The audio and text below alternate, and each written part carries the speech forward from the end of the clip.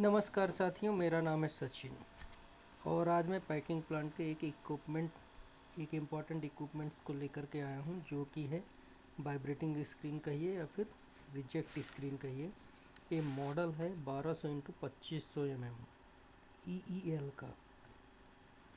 क्या है vibrating screen? Vibrating screen ऐसा है जो कि पाउडरी मटेरियल से, जो भी ओवर साइज मटेरियल रहता है, उसको अलग करता है।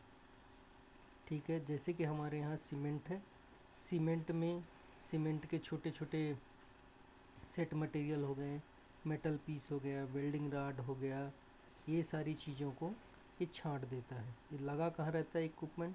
ये इक्विपमेंट बकेट एलिवेटर के डिस्चार्ज पे लगा रहता है। उसके बाद इसका जो मटेरियल है वो पैकर बिन में जाता है और बिन से पैकर में जाता है। क्योंकि यहाँ से ये सारे फॉरेन मटेरियल्स, बड़े साइज के पार्टिकल्स हट जाते हैं, जिसके कारण कि हमारा जो पैकर है वो अच्छे से स्मूथ रनिंग करता है। Type of vibrating screen, linear vibrating screen. इसमें क्या होता है, जो मूवमेंट मिलेगा एकदम सीधा सीधा मिलेगा, एक लाइन पे मिलेगा, आगे पीछे रहेगा। ठीक है। दूसरा सर्कुलर मूवमेंट, इसमें क्या ऐसा मूवमेंट मिलेगा राउंड राउंड में, जो यानी जैसा छन्नी है वो छन्नी का मूवमेंट ऐसा रहेगा। इसमें क्या रहता है, जो ड्राइव लगा रहता है वो साइड में लगा रहेगा, जैसा कि हमारा पैकिंग प्लांट में लगा रहता है, साइड में लगा रहेगा। और जो ये सर्कुलर वाइब्रेटरी होता है, इसमें क्या होता है, सेंटर में लगा रहता है और उसको राउंड शेप में रोटेट करता है। ठीक है। फिर आ गया इंक्लाइंड वाइब्रेटिंग स्क्रीन, और फिर क्या, हॉरिजॉन्टल वाइब्रेटिंग स्क्रीन। तो जो पैकिंग प्लांट में बेसिकली लगा रहता है, लीनियर प्लस इंक्लाइंड, ये दो का कॉम्बिनेशन होता है। ठीक है।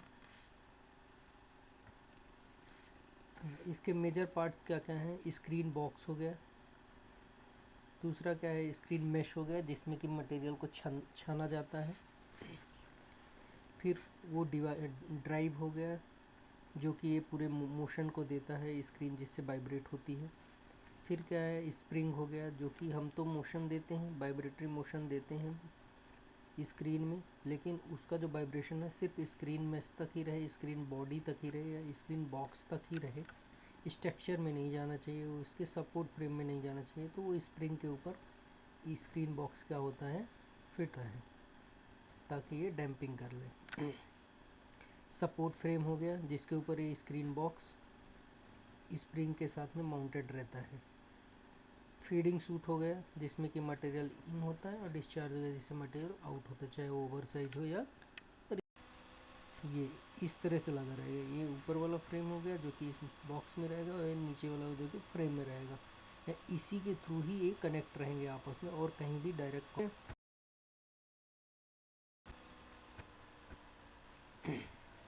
ये स्प्रिंग हो गया, ये इसका अपर सीट हो गया, लोअर सीट हो गया, और इसके लॉकिंग स्क्रू हो गए। ये बना किसका होता है, हाई कार्बन स्प्रिंग स्टील का बना होता है, जो कि क्या होता है, फटेग एक्सीलेंट रजिस्टेंस होता है इसका, और ये स्ट्रेस और टेम्परेचर को विथस्टैंड कर सकता है अच्छे से। नॉर्मली इसमें कभी डैमेज होती नहीं है, टूटती नहीं है, बहुत लॉन्ग लास्टिंग है इसकी लाइफ। मैं तो देखा नहीं हूँ डैमेज होते हुए। तो इसको मतलब आप एक दो स्पेयर में रख लेंगे तो हो जाएगा, दो रख लिया सेट में तो हो जाएगा इतने में।